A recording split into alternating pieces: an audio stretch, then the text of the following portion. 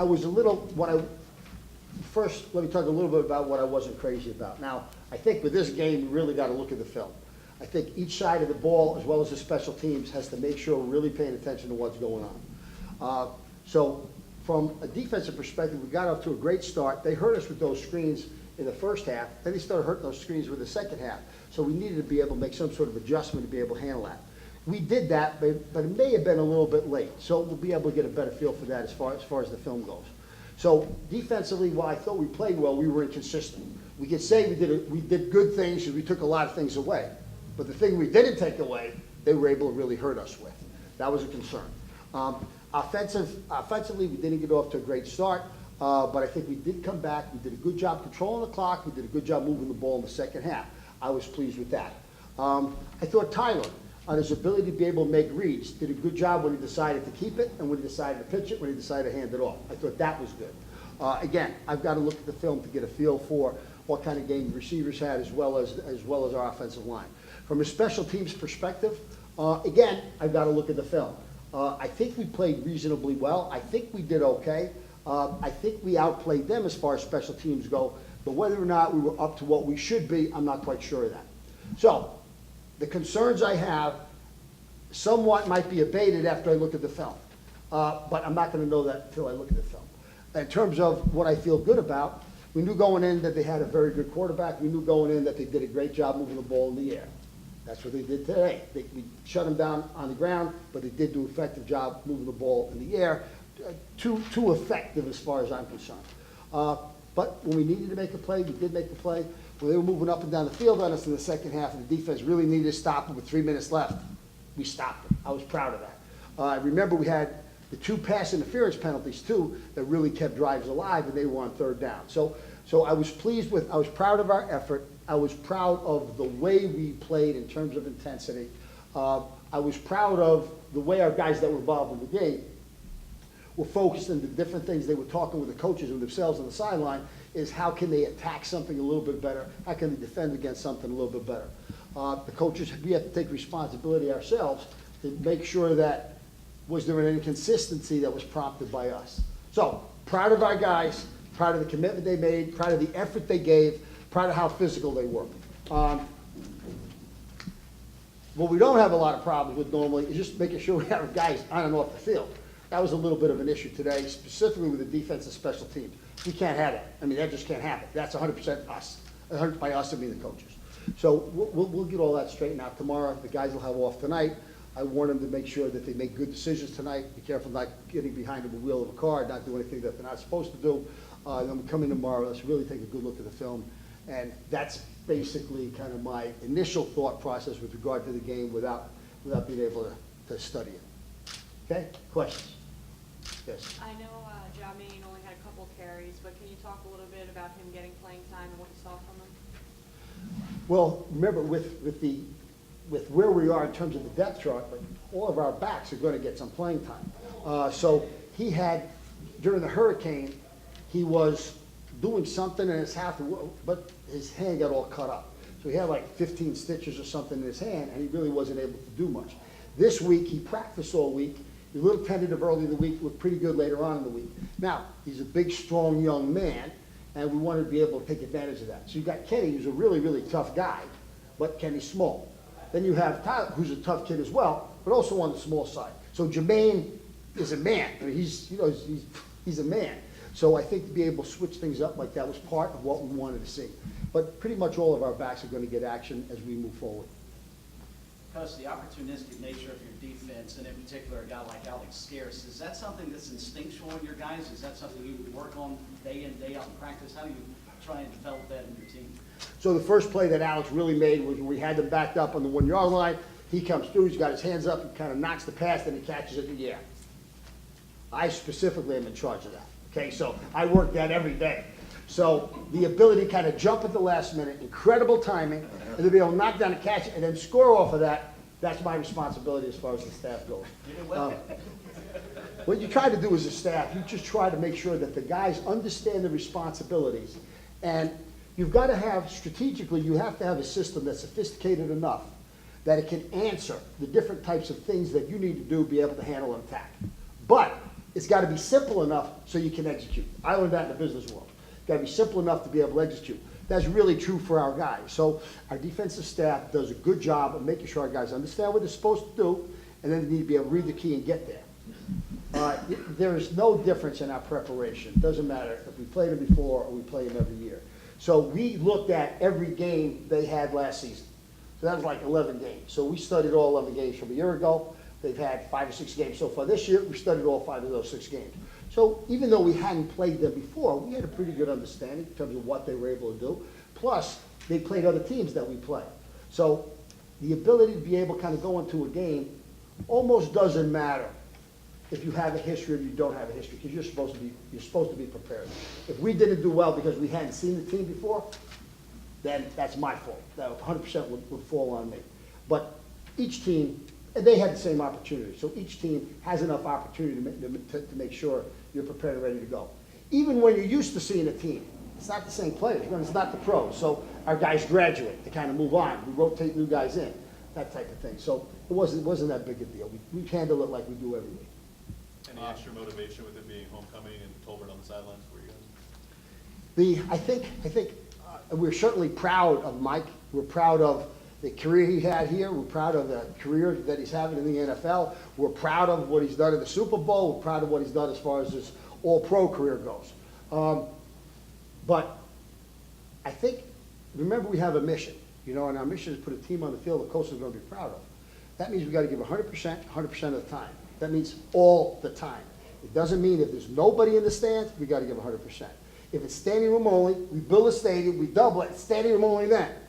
We've got to do the same thing. It's 100%, 100% of the time each play. So I think the guys enjoy playing in front of, at home. I think our guys enjoy playing in front of our fans.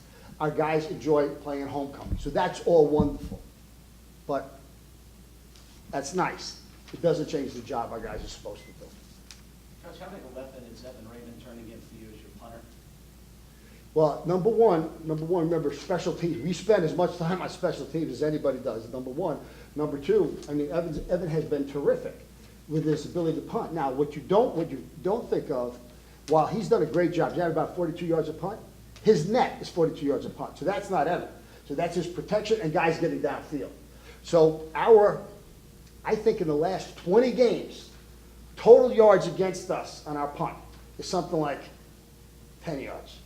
I mean, we do an incredible job of getting downfield. So Evan's doing a great job of kicking the ball. He shows good poise. We give him good protection. Then we do a great job of getting downfield. The unit coordinator in charge of punt, by the way, is Nick Jones, who also coaches our tight end and works with the offensive line along with Patrick Covington. He just had a baby boy yesterday. It's his first baby. A couple days ago. So first baby. So his unit had a good day, and he became a father.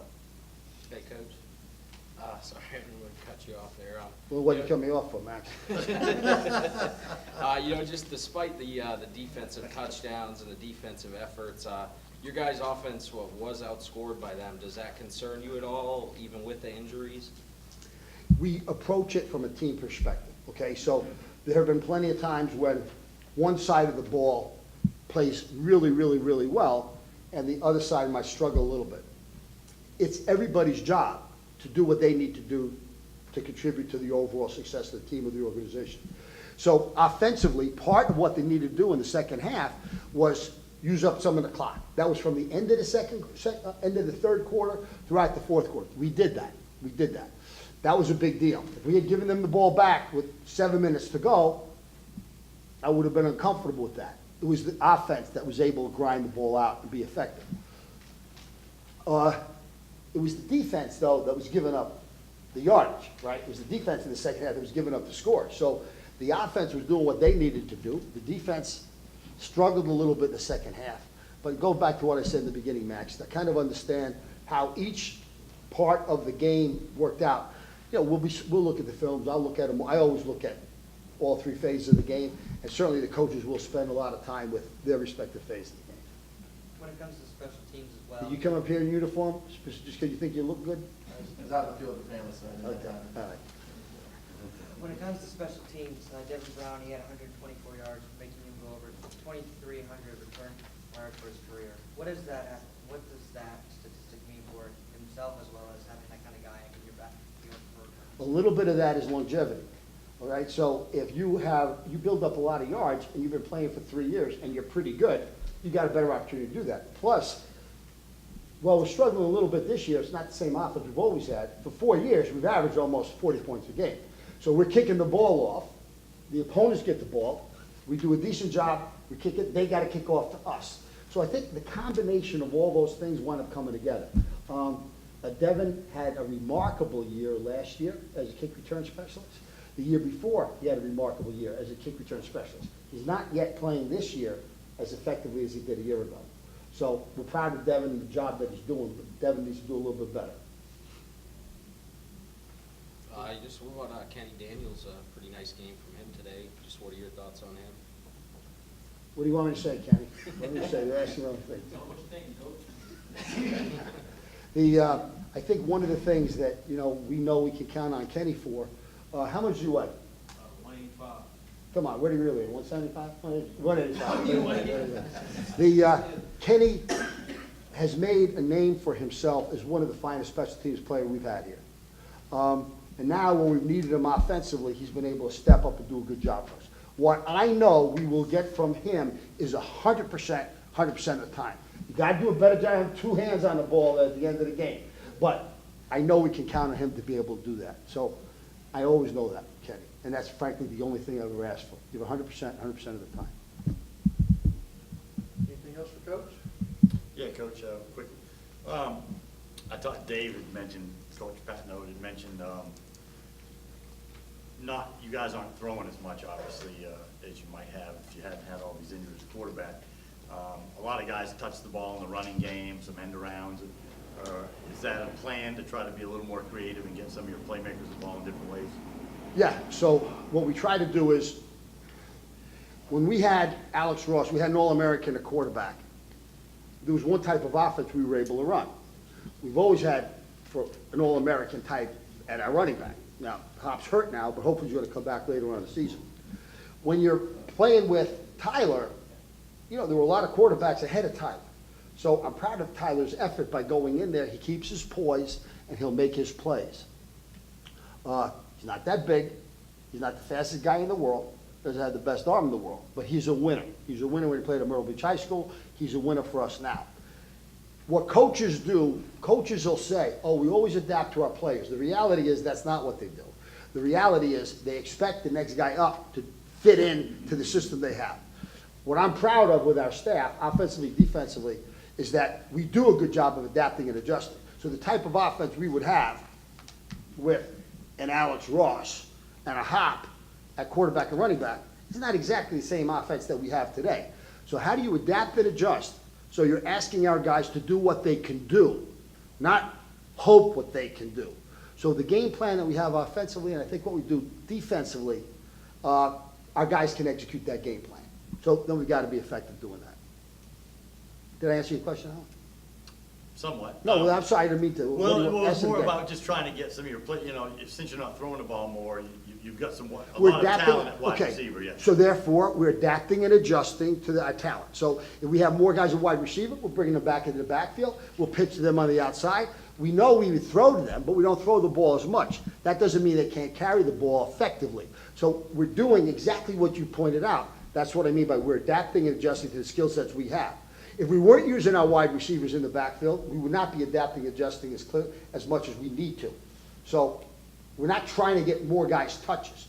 We are trying to be more effective with the overall talent we have so we can do a consistent job of moving the ball. Did I answer your question? Yes, sir. Okay. Anything else? Anybody else? All right, thank you, All Coach. right, thanks, Appreciate it. everybody. Questions for the two? Hey, Kenny, I know now that you're, you started, was there any more pressure on you going into this week at all? Yeah, a lot more pressure. Like, I haven't had this many people looking at me since I started playing football. So it was a lot more pressure, a lot bigger stage, and, I just welcomed it. It was a lot of fun now. How do you feel about your performance in the last 2 weeks? I feel like it was solid. I didn't make as many big plays as I wanted to, but I had some good third down conversions, and I had the one catch at the beginning of the half. And, yeah, I feel like I did fine for what I did, for the opportunity I was given. Was Hop able to give you any advice before going out? Yeah, I mean, mainly the same thing that the coach is telling me: hold on to the ball, run hard, hit the hole, don't dance, because I have a tendency to get a little jukey every now and again. So I mean, just run straight, really, run straight and hold the ball. That's all they told me. Hey, Alex, so, just 2 touchdowns, how big is that for you?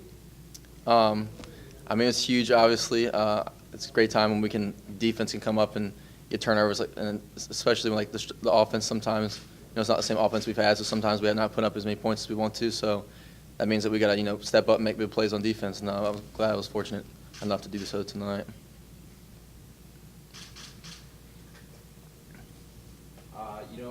How about the defense as a whole and how you guys have been steadily improving, the whole season? Yeah, I think we came out on fire today in the first half. They're a good team when it comes to passing, like number 38 or something like that in the nation and passing, and you can see why they're really good at executing screens and stuff like that. I think we could have I think we missed some tackles and stuff like that could have changed the numbers significantly on those screens and stuff. I think that our defense has been playing great, and we've been compared to years in the past. I think our guys are really committed to it, and with the new coach and everything, I think that we should continue just to get better and better each week. The defense has scored 5 times. We've also had a blocked field goal returned. That's kind of defense. Yeah. But in addition to that, defense scored 5 times. Is that just a byproduct of doing your job, or is there something that once the defense sees an opportunity, are you guys kind of trained to attempt to get the ball in the end zone? I mean, anyone on defense, if they get their hands on the ball, is going to try to get in the end zone. I think the way we've been running stuff more this year, we've been running a little bit of, in the past years, we've been running a lot of man kind of coverage, so you're not looking as much at the quarterback and stuff, especially at my position at linebacker. But with the new system, we're zoning and stuff a lot, so I can read the quarterback and see where he's going and stuff like today when I sunk underneath the route for my interception. I think that, especially the mentality of everybody, we're trying to be a really good defense this year. So everyone's trying to, be a ball hawk or get into the backfield, the D-line, and trying to be like savages and trying to get to the quarterback each play. So I think in general, it's not something we practice per se, but it's just an attitude that we have and you got to have on defense. I think in the past we've been pretty effective in the red zone, but unlike you said today, I think I'd say we got to probably study a little bit more on the red zone stuff. We're not used to, being bogged down in the red zone, and they also a lot of teams run the hurry up stuff in the red zone. And we don't get lined up like we should sometimes. So we need to work on that. Probably go through some more red zone things and our calls and stuff in the red zone, so everyone is locked in, because you only go over it a few times a week in practice, some red zone stuff, and then all of a sudden in the game, not everyone's as sharp as they should be, so it's hard to react as fast as you're supposed to be. We got guys on offense stuff that are stepping up. Kenny's been doing great. Tyler's been doing a pretty good job. We just got to keep it going, and I'm going to try and make these games. I know it's fun to watch when they're closer, but at Coastal we're not used to having like that, so we're trying to keep things rolling. We want to end out the season winning out. So.